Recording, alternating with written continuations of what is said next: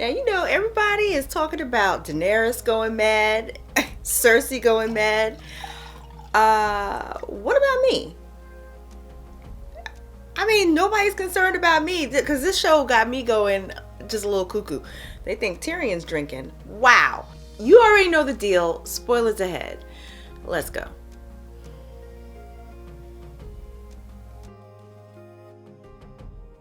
Hey guys, it's Marsha and welcome to Really Seriously For Real. And welcome to Sir Wine Zone. Yes, cheers to making it to episode 4. We only have 2 more to go and wow, I mean, they're really cramming a lot of stuff. And it seems like it's going at breakneck speed. So let's dive into this. Okay, so the first thing that I want to point out is the opening credits. Obviously, this season, the opening credits have been even more interesting than they've been in the past. And the interesting thing has always been to see the path of the White Walkers. But now we're kind of done with the White Walkers. The only thing new that they threw in was just the destruction that we see in Winterfell. Although once they cut to interior scenes, it seems like they've already kind of like fixed up stuff. So this was probably the only thing that kind of had me going cuckoo. I'm already cuckoo, but how much time has actually passed? I couldn't figure it out. I mean, like, you would think that there's been some time because, I mean, didn't Viserion come up in there and just tear down the whole joint? So I was a little confused. Some of their continuity stuff is a little like, not sure what they're doing here. The show opens with everyone gathered in front of Winterfell. They're paying homage to the dead. This scene was hands down it was traumatic, okay? For me, it was traumatic. We are saying goodbye to these characters. They went out in a noble fashion because even in Jon's speech, he's just like, no one will ever know the good that they've done here, you know? And it's true. Aside from the North, it's just going to be reduced to just stories, right? It's interesting because now you have on the pyres, the end of House Mormont. You have Jorah and you have Lady Mormont, which that got me, just seeing her on the pyre, especially when you think about just how full of life she always was. Every scene that this girl was in, this girl, she's great. But every scene that she was in, she breathed life into the scene. And to see that her life has been snuffed out is just mind-boggling. But that's the war, right? Jorah, he's gone. Everything we have witnessed, so much that he's gone through, his entire arc, he was able to redeem himself. And he can meet his father in the afterlife with his head held high. Right? Theon. First of all, when I saw her crying so hysterically, and then when she placed the pin on Theon, the Stark symbol, it's not fair. It's not fair. Okay? But, you know, anyhow, John, he says, beautiful speech, very, you know, very king-like, would you say? So now let's switch to the inside. The mood is just somber. Everything that everyone has witnessed. I mean, like, you need to think about it. You need to think about it from their point of view. You literally just finished battling dead people. People that should have stayed in the ground, that you shouldn't know anything about anymore, except for their memories.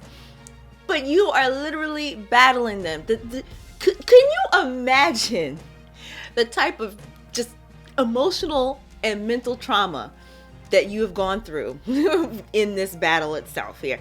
Which is why it's so mind-numbing that no one beyond the North will have known what occurred here. Everything is all somber until Daenerys is just like, Gendry, just like a teacher, you know, like you're sitting there in the back of the class, you don't want to be called on or anything like that. And so then your teacher is like, Gendry, can you answer number 3? I didn't do my homework. So that's how I felt, because poor Gendry, he's over there trying to find some Arya. Okay. And then he gets called out by Daenerys. And then the first thing she wants to lead with is like, you know, your dad tried to kill me. And it's like, oh, shoot.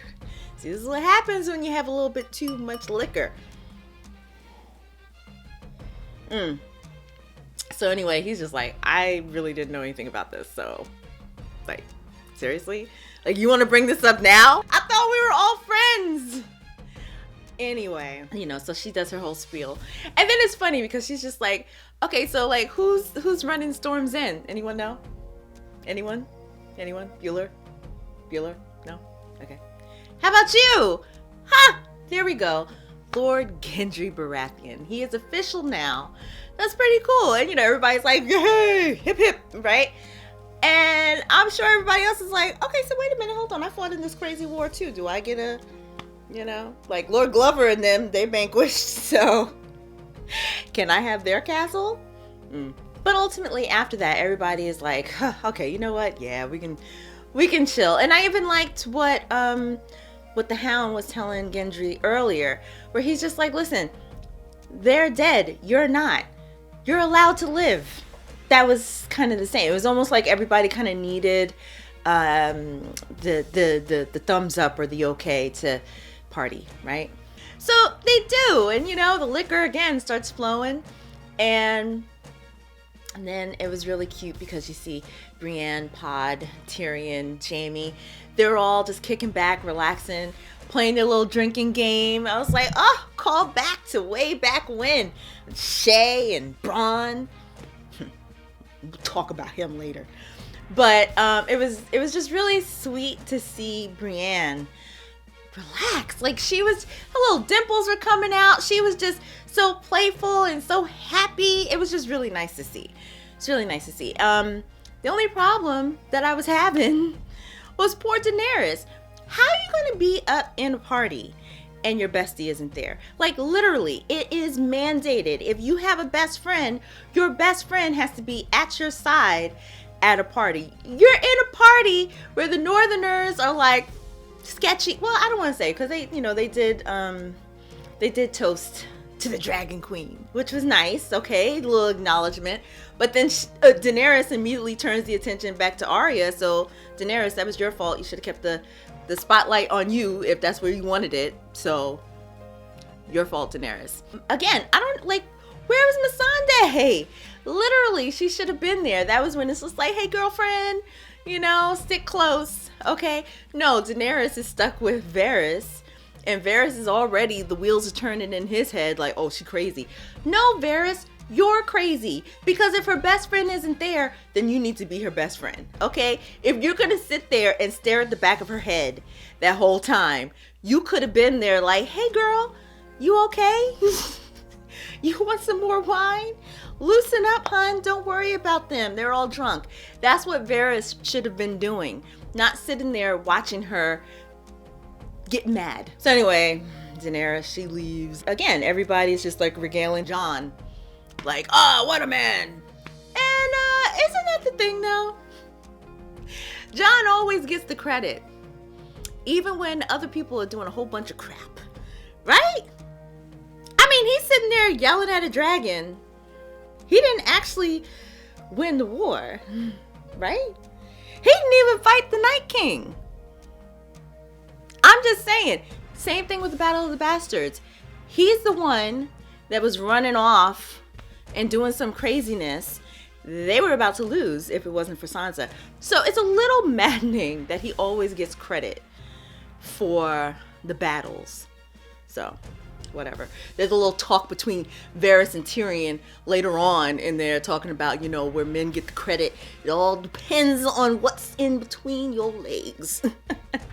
Okay, so there were a couple little sidebars. So you have Tyrion and you have Bran. Tyrion was just like, basically it's pretty cool. Ultimately, he's saying like your abilities. It's pretty cool, all the knowledge that you have. And so then Bran is like, not really, because I basically live in the past. What did that mean? I'm not too sure. So hopefully they'll explain some more. Like, literally, I just really hope that his role is a little bit more than what it is. Because if it was literally just to vanquish the Night King, I don't know, I was just very underwhelmed. I was waiting for something big. He didn't even warg into a dragon. He didn't, like, I'll save that rant for some other time. Anyhow, Sansa and the Hound. Sansa and the Hound was very interesting because Sansa, she's like working the room.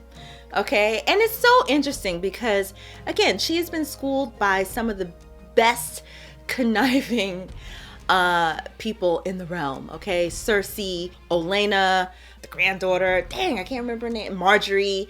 Littlefinger. Hello. So all these people are buzzing around in her head. And so she's like, compiling all this information and trying to see how all this is going to work for her, which is interesting because she's so combative with Daenerys. So, like, wouldn't you realize that maybe this is not the way you want to do it? Anyway, she sits down with the Hound, and it was just like, oh, that's right. We got to see them two together.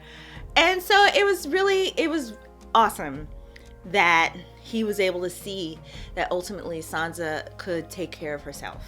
And their whole scene, I don't know, it was everything that I wanted, and I didn't know that I wanted it. It was just perfect.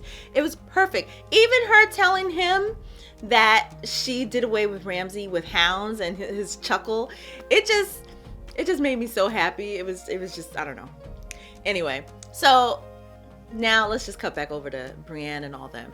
So they're doing the drinking game, and then of course Tyrion has to get all up in the business and call the poor girl out for being a virgin. So that all works in everyone's favor because later on she's not much a virgin anymore. Okay, once Jaime started knocking on that door, and they started knocking.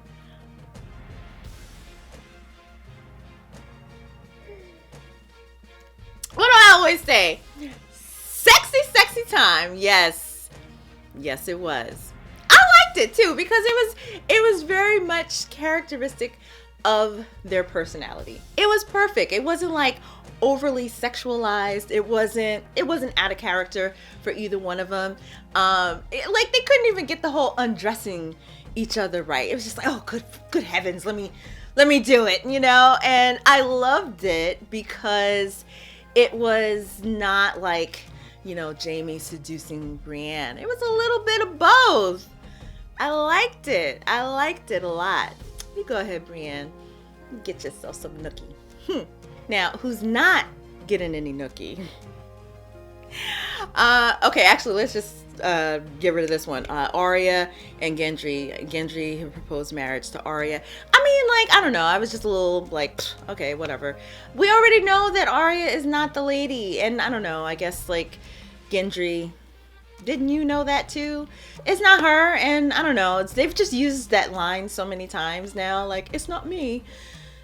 Okay, the callbacks are getting called back a little bit too much. So when you start overusing stuff, it's like John and Daenerys. So Daenerys, she comes knocking on Jon's door. And I'm glad that she did tell Jon that she left because she was, feeling a little insecure by the fact that everybody was like, John, I was glad that she didn't keep that from him and that he understood. Not like it really matters because this dude really, truly, and honestly does not know a thing. He is so far removed from what's going on. Like, he just does not understand the finer parts of women, of ruling, of leading, of bridging the gap. Like, he just doesn't understand that. He's just show me something that I can hack and slash. That's what he's good at. That's it. That's all. So Daenerys is like, okay, listen, I need you to keep this a secret, who you are, which, okay, for me, that does suck. There's nothing worse than not being able to be legitimately proud of who you are, what you've come from. Like, he cannot say, my mother is Lyanna Stark. My father is Rhaegar Targaryen. That kind of sucks. That really sucked for me because I was like, I mean, it's great that he can say that his father is Ned, but that's not his father. Like, you want to be able to, proudly display exactly who you are, and you don't want to now relegate your mother into the pile of that she's just some random woman in a tavern. No, he should be allowed to say who he is. But okay, fine, whatever. Daenerys is all uncomfortable. She doesn't want this. And she gets very direct. John is like, I need to tell my family. No. John, actually, you don't. Least of all, Sansa. Least of... Anyway, so now they're off. They're making battle plans, right? All right. So now we find that their armies have been cut in half. I don't know how it was just half. I mean, did you even realize, like, even, you know, when Arya killed the Night King and they cut to the front of the castle, like, there was literally still dead people running towards the castle. There was still dead people coming. So you're going to tell me that they only lost half of their armies? But okay, fine, whatever. And like literally, that was the other thing that annoyed me. Because to me now, it just feels like they only had this big army of the dead, you know, big hullabaloo, in order to thin out the forces so that way they can be more equal with Cersei. So again, it just diminishes the battle to me. But anyway, we do learn that there's a new Prince of Dorne. Who the hell is that? Because I thought everybody was dead. But whatever, they got someone else in there. So that's interesting. So maybe we'll learn something. But it's like you have 2 episodes. What can we possibly learn? But I don't know. Hopefully the cavalry will come in.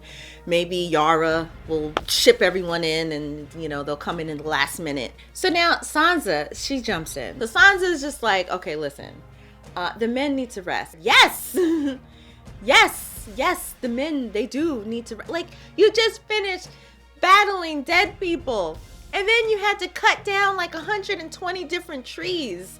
I mean, they could have built ships for Euron, but they just cut down all these trees to burn the dead. And you're rebuilding Winterfell. And now you're being asked to now march down to King's Landing to fight in yet another battle. Sansa, I get it. But if you're gonna say something like that, like, be prepared for a proper answer. Don't be like, oh, well, you know, we need to talk to the commanders. No, Sansa, like, if you're gonna say something like that, be prepared with an answer. So, you know, Daenerys is just like, okay, listen, I came up here. I did my part. Do you know how much I lost? I came up here with all these troops, dragons, all kinds of things. And now when I'm asking you for help, now you're like, oh. But then here comes John.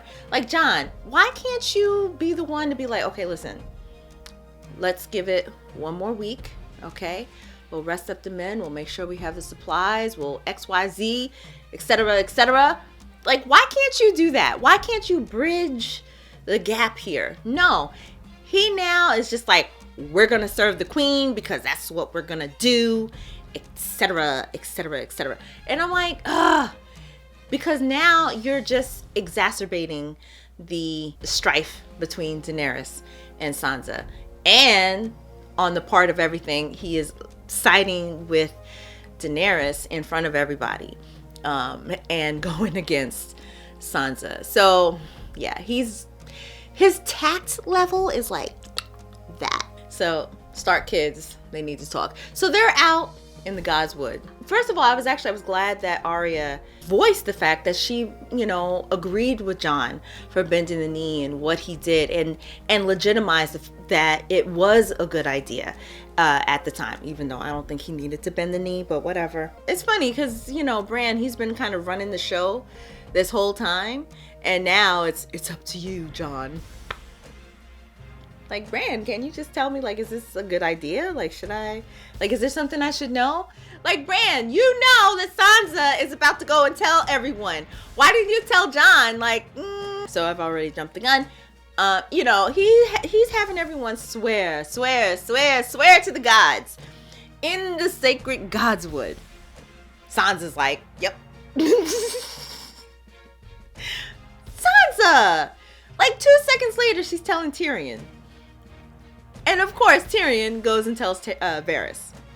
So, you know, it's like you see little fingers sticking out of the side of her head, like, you must Fight every battle in your mind. You must think of every possibility.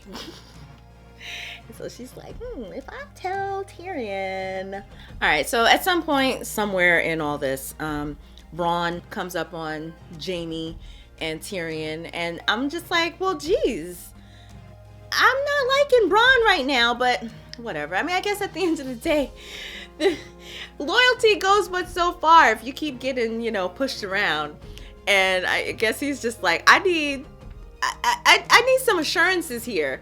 I've put my neck on the line for all you folks, faithfully, and I have nothing to show for it. He can't even get some sexy time without Qyburn walking in on him. I mean, it's like the poor guy, right? Okay, anyway. Okay, so later on, we do see that Arya and the Hound are setting off for, obviously, King's Landing. They got some unfinished business. For the Hound, it's most certainly to kill the Mountain. And for Arya, she's gonna kill Cersei. Has to, right? Okay, can we have a spin-off show? The Hound and Arya adventures. I mean, I would watch that. Okay, so John, he says goodbye to Sam and to Gilley, and that was sweet. Gilley's pregnant. It's like, okay. And so then, John, he says goodbye to Tormund. Like, those are just like, oh, man, there's really just sweet moments with these guys. And I'm like, dang, we're not going to see any more Tormund. And I guess we're not going to see any more Ghost. I mean, they got Ghost. Like, he has one ear. He's limping, looking all crazy. And you're going to tell me you don't have it in your CGI budget for John to be able to go over to him and, give him a hug at least? It's like he tells Tormund, here, take Ghost. I don't want him anymore. He doesn't belong here. He belongs north of the wall. Poor Ghost, he's just sitting there limping around, and John just stares at him and keeps going. What was that about? Yes, okay, fine. Everybody loves the dragons. Ooh, dragons. But we also like the direwolves as well. Like, it's always been, Daenerys and her dragons and the Starks and their wolves. Ghost is the only one that we've been hanging with all these seasons long.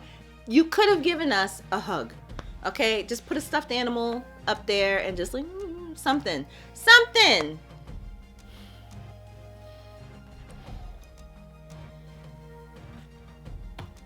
I don't even have a dog. I have a cat. She drives me crazy. Okay, so Missandei and Grey Worm, they're all happy, holding hands, and it's just like, oh, you already know something is about to go wrong. You already know something is about to go wrong. And it just goes to show you that all of them, they're all stupid. And at this point, I might as well just say, you know what, Cersei? You deserve your little happiness here because you're the only strategist in the mix. How are you gonna stroll up on a castle that you haven't been at all this time when you're up north fighting the dead, and you haven't scouted to make sure that there isn't someone else waiting for you? Like, literally, there could have been people camped out inside the castle, so therefore when you walk in, you get a arrow in the neck or something. Why are you not utilizing these dragons to scout the everything? Like, literally, you could be like, oh, what are these boats over here? No. Instead, you let my boy Rhaegal get knocked out of the sky. Okay, all the boats are shot up. They done took Missandei. Everything has gone to hell. Euron, as usual, is always exactly where he needs to be. That's getting old. I'm just gonna say that. That's really getting old. Varys and Tyrion, they're plotting some more. Not plotting, but Tyrion, he's trying so hard to hang on to his faith in Daenerys. And, Varys is just like, I don't know, my dude. We really may need to look elsewhere. So anyway, they parlay up at King's Landing, and Cersei is looking smug and happy as ever. Everything. It's like you could just hear her say, my plan is working. Excellent. It's sickening. So now here it is, hand to hand. You got Tyrion and Qyburn. You know, okay, well, your queen needs to surrender. Well, your queen needs to surrender.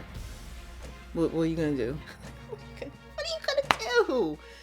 So Tyrion, he thinks he's gonna appeal to Cersei's character, whatever may be there. Okay. Oh, let me talk about the kids. Which basically now he just called her out in front of Euron. So Euron, if you were paying attention, how did Tyrion know that she was pregnant? Just saying. But anyway, that of course doesn't work, and they kill Missandei. But you know what? She looked straight ahead. Yes, she was scared, but she was like, guys. Wouldn't that be funny though if Drogon is like, oh, okay. and she was like, wait, I didn't mean now. It was a great episode. I will definitely give it that. It was heartbreaking because, yeah, you got the beginning, you're saying goodbye to all these people, and then at the end, they take out Rhaegal and Missandei. Missandei, she should have grabbed Cersei and been like, guess what, honey? If I'm going out, I'm taking you with me. And just jumped over the side. Done. Show's over. What are you going to do now? I mean, that's what I'm thinking. That would have been pretty cool. Anyway, guys, these reviews are like so long for Game of Thrones, but there's just so much to talk about. There's 2 episodes left, just 2. Listen, guys, go ahead, comment down below. Let me know what you thought of the episode. Let me know what you think is going to happen in these coming episodes. Always glad to hear from you. And don't forget to subscribe and like this video. Go ahead and share it too. Why not? Just check off the list, okay? Make a list, check it twice. There we go. And thanks for watching. Until next time.